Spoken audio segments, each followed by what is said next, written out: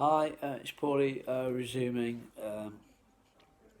the first part of my Uncle Brian history of him losing his limbs. I had to pause there because the second part of the story has been classified um, by the American military and also uh, military MI5 because of the sensitive nature, which will unfold now as I tell you.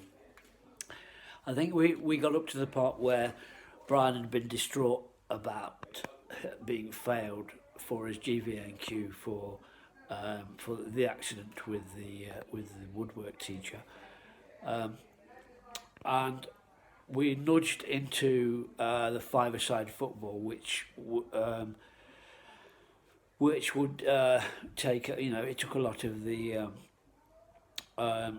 attention and the hurt away from Brian because even though he was in the situation he was in, me and my brother, we adapted his leg. We took the dovetail joint and adapted it, and we got a spring off Ford Cortina, and we put it on that joint, and then we could do it. So, and he was with that spring, he was packing about 500 psi at the boot, and we used to get him to take the penalties.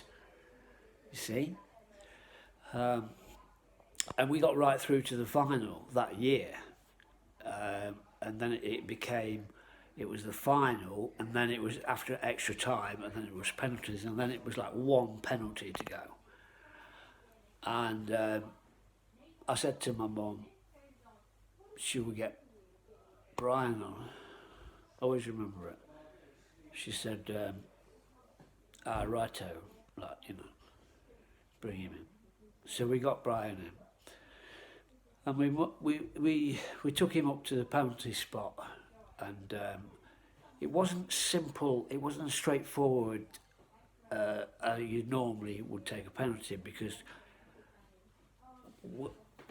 me, for example, like I would be on this arm, my brother would be on that arm, and we'd be directing him. But we knew that somebody had to hold his head down, which we got. I can't remember who did that. It's probably my auntie Beryl. She held it out because if you're looking at that, then you're going to do that. And then you need somebody to pull the foot back, the spring back. You see, you with me? You get in the picture.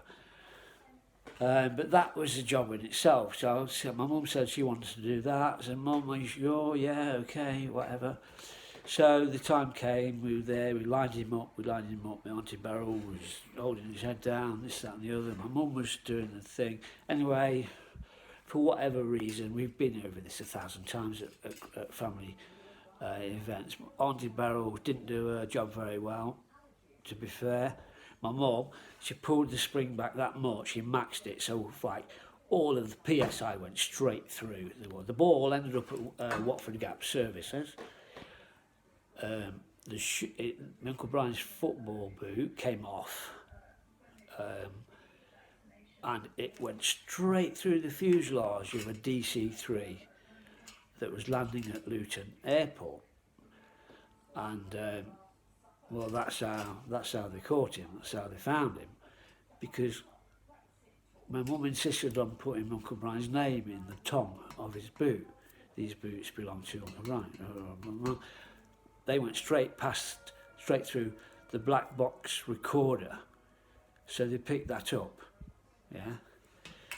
It sounds like far-fetched, but because it's not far-fetched when you realise that on board the plane were members of the Bin Laden family. They were coming over to Luton for a family reunion. So it all just went mad, because that's what might have started the whole Gulf thing. We just don't know, Anyway, I was trying to explain to Brian, I said, you might be going to Guantanamo Bay, mate.